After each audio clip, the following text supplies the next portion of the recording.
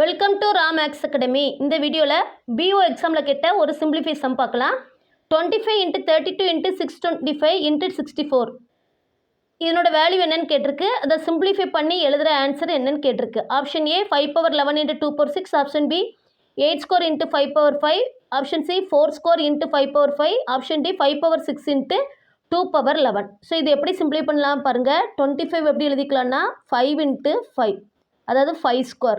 அடுத்து 32வை 2 × 2 × 2 × 2, 2 2s are 4, 4 2s are 8, 8 2s are 16, 16 2s are 32. அப்போ 2^5.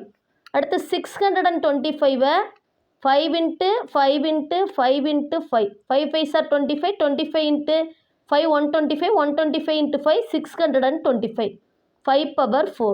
அடுத்து 64வை 2 × அப்படி 6 டைம் மல்டிப்ளை பண்ணிக்கலாம், ஈக்குவல் டு 2^6.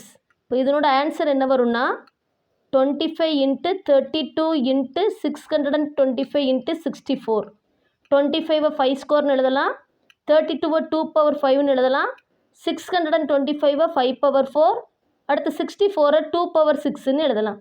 பேஸ் 2 சேமாக இருந்தால் பவரை ஆட் பண்ணலாம். ஸோ அதுபடி இது 5², இது 5^4, அப்போ 5^6.